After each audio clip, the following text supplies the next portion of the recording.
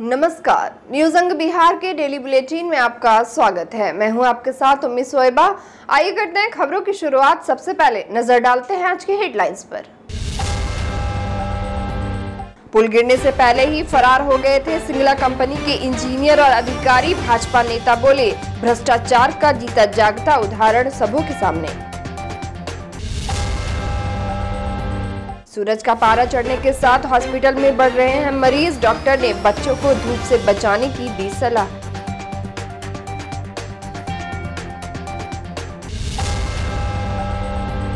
गुप्त सूचना पर पुलिस ने दिलदारपुर में की सघन छापेमारी, आरोपी गिरफ्तार।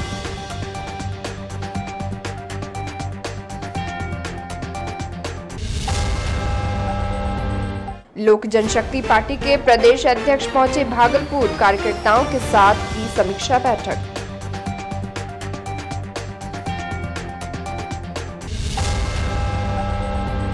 और सूखे खजूर के पेड़ से निकला सेंधबुआ सांप, ग्रामीणों की उमड़ी भीड़।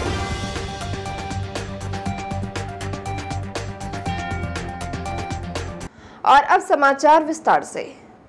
भागलपुर सुल्तानगंज अगवानी पुल हादसे में बड़ी जानकारी निकलकर सामने आ रही है। बताया जा रहा है कि एक सप्ताह पहले ही पुल में दरार आई थी, जिसके बाद हादसे वाले दिन यानी रविवार की सुबह एसपी सिंगला कंपनी ने इंजीनियर की टीम को बुलाकर पुल का निरीक्षण कराया था। इंजीनियर की टीम ने पुल गिरने की आशंका जताई थी। इसके बाद पुल पर काम कर रहे सभी कीमती मशीनें और कर्मचारियों को हटा लिया गया था। हादसा रविवार की शाम हुई, जबकि इंजीनियर और कर्मचारी दोपहर में ही प्लॉट को खाली कर फरार हो गए थे। इस मामले में भाजपा नेता मृणाल शेखर ने कड़ी प्रतिक्रिया दी है। मृणाल शेखर ने कहा कि निर्माणाधीन पुल भ्रष्टाचार के हत्थे चढ़ गया। देखिए, राम तेरी गंगा मैली हो गई, भ्रष्टाचारियों के पाप धोते धोते। ये भ्रष्टाचार रूपी पुल जो है ना, ये गंगा मैया ने अपने आप में संभाल लिया। पुल ने जल समाधि ले ली, ना आंधी आया ना तूफान आया, और 40 डिग्री से ऊपर का जो तापमान था उसमें इस पुल ने गोते लगा दिए। और जो ये भ्रष्टाचार बिहार में लोकाचार का रूप ले चुका है ना, उसकी भेंट ये पुल पीछे जो है वो ध्वस्त हो गया। जन भावनाओं का यह पुल था, उम्मीदों का पुल था, दो विचारों के मिलने का पुल था, दो संस्कृतियों के मिलन का यह पुल था, जो 10 वर्षों से बन रहा था। पहले भी एक बार यह गिरा था, फिर दोबारा गिरा।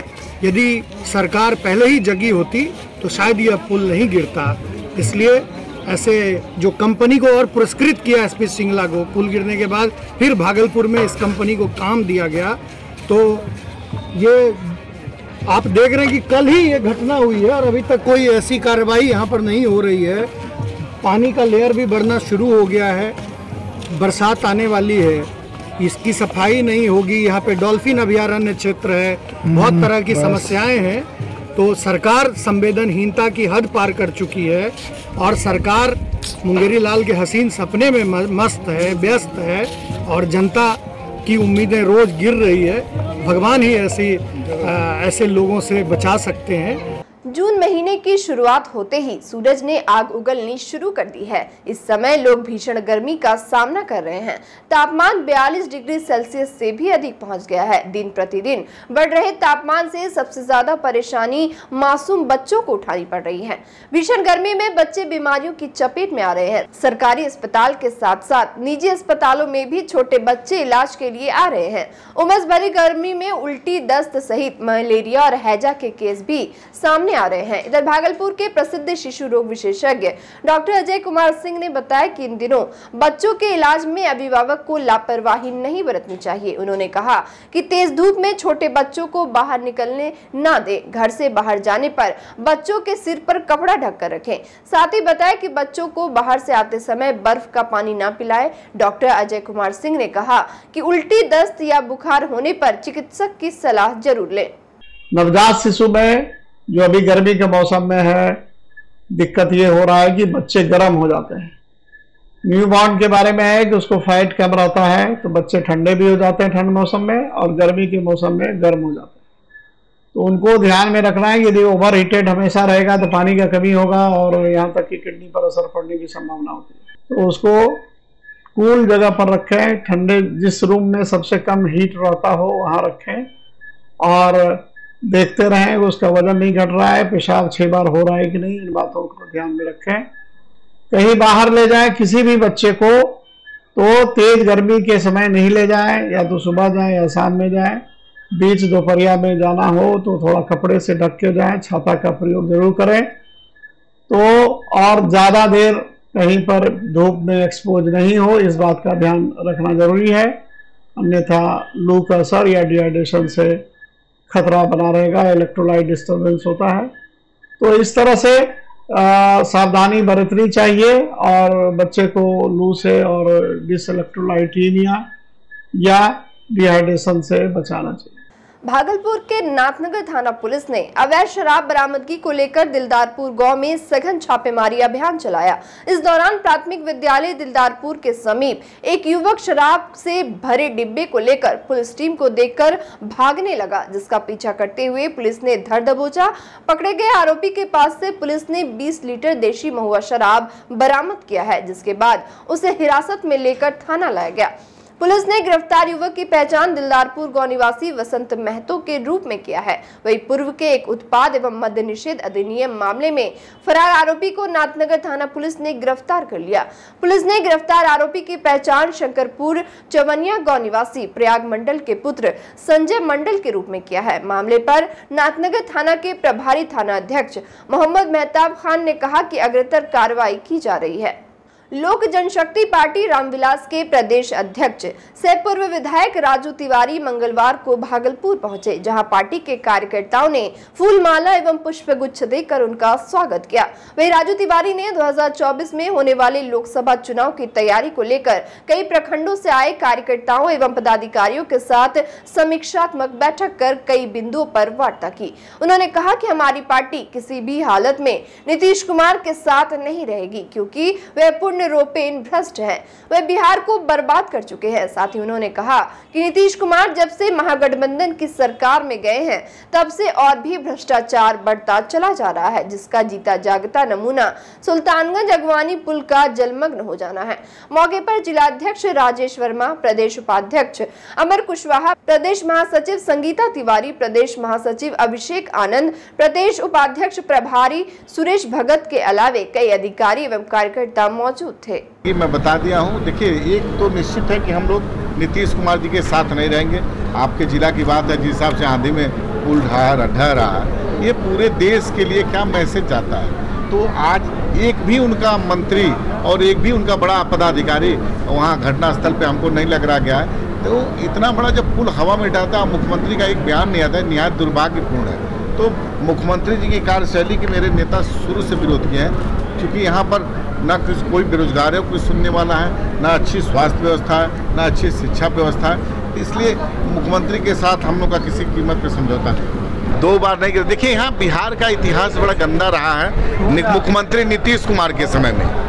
उसके पहले के इतिहास तो नहीं बनाए, गौरवशाली इतिहास बिहार का रहा है। लेकिन जब मुख्यमंत्री अपने कुर्सी प्रेम के लिए कभी इस गठबंधन में जाते हैं, कभी उस गठबंधन में जाते हैं, इनकी चिंता सिर्फ कुर्सी की है। ये कभी भी आप देखे होंगे कि जब बाढ़ आती है तो बांध टूट जाता है, तो उसमें इनके अधिकारी और इनके मंत्री कहते हैं कि चूहा के चलते कट गया।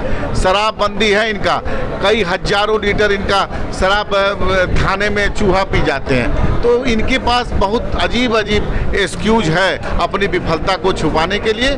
तो ये इनको जनता से कोई मतलब नहीं है। भागलपुर नाथनगर थाना क्षेत्र अंतर्गत मिर्जापुर सत्संग नगर के समीप NH 80 के बगल में एक जमीन पर JCB से काम चल रहा था। दरअसल एक गिरा हुआ सूखे खजूर के पेड़ को JCB द्वारा हटाया जा रहा था, तभी उसके अंदर से एक चितकबरा मोटा सा सांप भागते हुए नजर आया।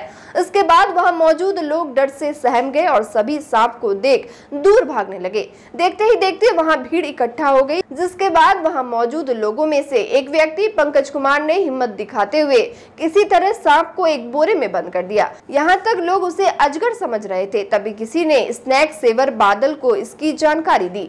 स्नैक सेवर ने तुरंत पहुंचकर सांप को देखा तो बताया कि ये अजगर नहीं, सेंडबुआ है। इसे हिंदी में मुसलरी सांप कहते हैं और ये ज्यादा खतरनाक नहीं होता है, क्योंकि इसमें कोई जहर नहीं पाया जाता है। यहीं से निकला, मतलब जो JCB चलवा रहे थे, तो इसी में खजूर का पुराना पेड़ गिरा हुआ था, उसी में था। कौन सा? वो करते हैं कौन सा? यही मतलब खजूर का पेड़ जो है ना, पुराना कटा हुआ था, उसी को जैसे जेसीबी से हटाया तो भागने लगा ये। तो सब लोग देखने लगा, तो फिर इसको हम पकड़ करके पैक कर दिए कि कहीं इधर उधर मर ना जाए। कौन सा? ये तो हमको तो बुझाया कि अजगर है, लेकिन ये बताया कि सैंड बुआ बता रहा है इसको। एक पेड़ है बहुत सारा पुराना का, ये जो बोल रहा है खजूर का है। जब इसको खजूर का पेड़ के अंदर में, हाँ पेड़ के अंदर में था, तो जब इसको खुदवाया गया तो ये सांप भाग रहा था, और ये सांप हमको कॉल किया गया तो हम तुरंत लोगों ने क्या समझ के पकड़ा इसको? इन्होंने अजगर समझ के पकड़ा, इनको पता नहीं था, तो हम यहाँ पे आए तो इनको बताएं कि ये अजगर नहीं है, ये सैंड बुआ है, और हिंदी में इसको मुसलरी सांप कहते हैं। क्या खतरनाक है? नहीं, ये नो वेनिमस है, इसमें कोई जहर नहीं होता है। इसी प्रजाति में रसल वाइपर होता है, बस उनका पहचानने में थोड़ा मिस्टेक हो जाता है। उसका मुंह बिल्कुल मेढक की तरह रहेगा, जो रसल वाइपर कहलाता है। एक होता है अजगर, उसका मुंह एकदम बिल्कुल चिपटा सा रहेगा, उस पर गुलाबी जैसा बना रहेगा। ये है जो अभी आप देख रहे हैं पकड़े हुए, ये सैंड बुआ है। इसमें जहर नहीं होता है और नहीं अजगर में होता है। रसल वाइपर में बहुत खतरनाक जहर रहता है। हम यही चाहेंगे कि आप लोग बच के रहिए वो सांप से, अगर दिखता है तो आप उसके करीब मत जाइए। और वक्त हो चला एक छोटे से ब्रेक का, मिलते हैं ब्रेक के बाद।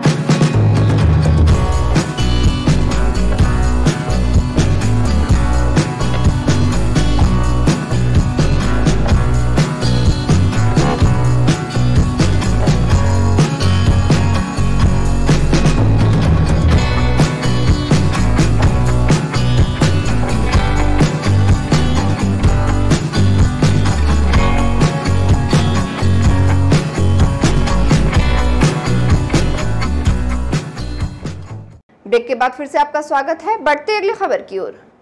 उड़ीसा में हुए भीषण रेल दुर्घटना की चित्कार अभी भी जारी है। इसी बीच भागलपुर के सैंडस कंपाउंड में बने नए स्विमिंग पूल में एक युवक की मौत हो गई और फिर अगवानी पुल का ताश के पत्ते की तरह ढह जाना घोर प्रशासनिक लापरवाही और विफलता का संकेत है। इसी बाबत जीवन जागृति सोसाइटी के द्वारा प्रतिकार सभा का आयोजन किया गया, जिसमें शहर के कई गणमान्य लोग उपस्थित हुए और अपनी प्रतिक्रिया दी। इस दौरान मशहूर आरटीआई कार्यकर्ता अजीत सिंह, बोधि ट्रस्ट के प्रमुख एडवोकेट सुनील कुमार, सामाजिक एक्टिविस्ट बाबुल विवेक, संदीप दुबे, राज सिंह एवं अन्य लोगों ने अपने उद्गार व्यक्त किए। लोगों ने कहा कि सुल्तानगंज के पुल टूटने और भागलपुर के स्विमिंग पूल में युवक की डूबने से हुई मौत के तह तक हम पहुंचेंगे और फिर आम जनता और प्रेस के सामने जो तथ्य होंगे उसको रखेंगे। लोगों ने बताया कि इन दुर्घटनाओं के शीर्ष पर बैठे अधिकारियों, मंत्रियों को इसकी जिम्मेदारी लेनी चाहिए और जांच के उपरांत दोषियों में सिर्फ साधारण कर्मचारी ही नहीं बल्कि शीर्ष पदों पर आसीन व्यक्ति भी दोषी करार दिए जाएं। अभी हमने देखा उड़ीसा में 300 लोग के करीब मौत हो गई रेल दुर्घटना में। लोग कैसे जाएंगे, कैसे सफर करेंगे? ये दिल दहना वाली घटना है। इसको कौन रोकेगा, कैसे रोकेगा, कौन जिम्मेदारी लेगा, यह विषय है। अभी हम लोग देख रहे हैं अगवानी पुल जो अभी बनते बनते ढह गया। पहले भी इसमें हुआ था और उसका भी जांच क्या हुआ और फिर उसी तरह से बनने लगा और ये ढह गया। आज तो कोई जान माल की क्षति नहीं हुई, लेकिन यदि पुल चालू हो जाता और तब यदि दुर्घटना होती तो कितनी जाने जाती। ऐसा क्यों हो रहा है, इसके पीछे भागना होगा। राज्य सरकार से, केंद्र सरकार से अनुरोध है कि ऐसे सिचुएशन को देखा जाए। भागलपुर में भी एक स्विमिंग पूल बना और बनते बनते 21 साल के बच्चे की मौत हो जाती है। क्या नियम है उसमें? क्या वो नहाने के लिए है, क्या तैराकी सीखने के लिए है, या तैराक के लिए है जो तैराकी जानता है और वो अपने को और अच्छे तैराक बनाना चाहता है उसके लिए? क्या वहाँ कोई फॉर्म लिया जाता है कि पहले वो करे कि मैं तैराक हूँ, मैं इसको ट्रेनिंग और अपने को बेहतर बनाना चाहता हूँ, इसके लिए क्या सिस्टम इन्होंने बनाया है? ये सारे मुद्दों पर गहन चर्चा होनी चाहिए, इस पर जांच होनी चाहिए, तभी आएगा कि आखिर इसके दोषी कौन हैं। पुल है, पुल पूरा भी था, बह भी गया। गजब बहुत विडम्बना है और हम लोग मज़ा ले रहे हैं। पॉपकॉर्न खाइए और मज़ा लीजिए। ये उससे इस्तीफ़ा मांगेंगे, वो इनसे इस्तीफ़ा मांगेंगे, इस्तीफ़ा कोई देंगे नहीं और हम लोग भ्रम में भूलते रहेंगे और सरकार की वाहवाही करते रहें। इससे काम नहीं चलने को है। हमको जोरदार विरोध करना होगा, जोरदार प्रदर्शन करना होगा। लोगों को समझना चाहिए कि इतनी राशि हमारी बर्बाद हो रही है ये हमारे टैक्स का पैसा है, हमारे टैक्स के पैसे से ये सारी व्यवस्थाएं हो रही है और ये लूट रहा है और हम चुपचाप देख रहे हैं। ये विडंबना ही कही जाएगी और हम इसका जोरदार विरोध करते हैं और हमने कई RTI भी फाइल किया है। उसका जवाब आने के बाद हम आप लोगों के सामने उसका तथ्य और साक्ष्य भी रखेंगे। आजाद समाज पार्टी बिहार के प्रदेश अध्यक्ष जौहर आजाद ने भागलपुर के मंजर आलम को भागलपुर का जिला अध्यक्ष नियुक्त किया है। बताया जा रहा है कि बाबा साहेब डॉक्टर भीमराव अंबेडकर और मान्यवर काशीराम साहिब के विचारधारा बहुजन हिताय बहुजन सुखाय को आगे बढ़ाने के लिए एवं आजाद समाज पार्टी काशीराम के राष्ट्रीय अध्यक्ष चंद्रशेखर आजाद के हाथों को मजबूती प्रदान करने और संगठन को मजबूत बनाने के लिए पूरे बिहार में सदस्यता अभियान चलाया जाएगा। वहीं मंजर आलम ने खुशी जाहिर करते हुए राष्ट्रीय अध्यक्ष चंद्रशेखर आजाद और प्रदेश अध्यक्ष जौहर आजाद का आभार व्यक्त करते हुए कहा कि समाज के पिछड़े हुए लोगों के लिए जी जान से काम करेंगे। उन्होंने कहा कि समाज के वंचित लोगों को उनका हक और अधिकार दिलाने के लिए वे सदैव तत्पर रहेंगे। इधर मंजर आलम के जिला अध्यक्ष बनने पर खुशी व्यक्त करते हुए अशरफ, राजदेव मंडल, सुभाष कुमार, मोहम्मद रिंकू आफ्ताब, कन्हाई यादव, महेश अंबेडकर, मोहम्मद इमरान अख्तर, साजन कुमार, जुनैद राजा, अब्दुल कादिर ने बधाई दी है। राष्ट्रीय सेवा योजना तिलका मांझी भागलपुर विश्वविद्यालय के लगभग सभी इकाई द्वारा विश्व पर्यावरण दिवस के अवसर पर वृक्षारोपण, जागरूकता रैली एवं प्लास्टिक कचरा संग्रहण कार्यक्रम आयोजित किया गया। इस दौरान विश्वविद्यालय के कार्यक्रम समन्वयक डॉक्टर राहुल कुमार ने बताया कि इस वर्ष विश्व पर्यावरण का theme beat plastic pollution and restore ecosystem है, जिसके तहत विशेष रूप से प्लास्टिक कचरा के संग्रहण एवं उसके प्रति जागरूकता करने के लिए न सिर्फ कई इकाइयों ने प्लास्टिक कचरा संग्रहण का कार्य किया, बल्कि प्लास्टिक प्रयोग के विरुद्ध रैली का भी आयोजन किया गया। वही कुलपति प्रोफेसर जवाहरलाल ने पर्यावरण संरक्षण के लिए वृक्षारोपण के महत्व को रेखांकित करते हुए कहा कि वृक्षारोपण एक ऐसा प्रयास है जिसके द्वारा पृथ्वी के मृदा अपरदन, जल संरक्षण, ग्लोबल वार्मिंग जैसे सभी समस्याओं से निजात प्राप्त किया जा सकता है। और अंत में चलते चलते फिर से नजर डालते हैं आज की हेडलाइंस पर। पुल गिरने से पहले ही फरार हो गए थे सिंगला कंपनी के इंजीनियर और अधिकारी। भाजपा नेता बोले, भ्रष्टाचार का जीता जागता उदाहरण सबों के सामने। सूरज का पारा चढ़ने के साथ हॉस्पिटल में बढ़ रहे हैं मरीज। डॉक्टर ने बच्चों को धूप से बचाने की दी सलाह।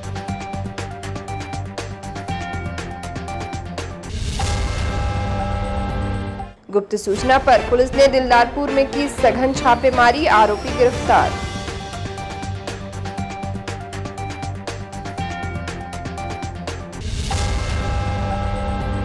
लोक जनशक्ति पार्टी के प्रदेश अध्यक्ष पहुंचे भागलपुर, कार्यकर्ताओं के साथ की समीक्षा बैठक।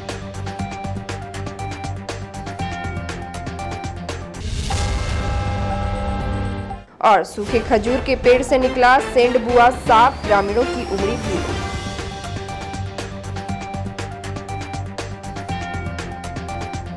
आज के इस बुलेटिन में बस इतना ही। नमस्कार।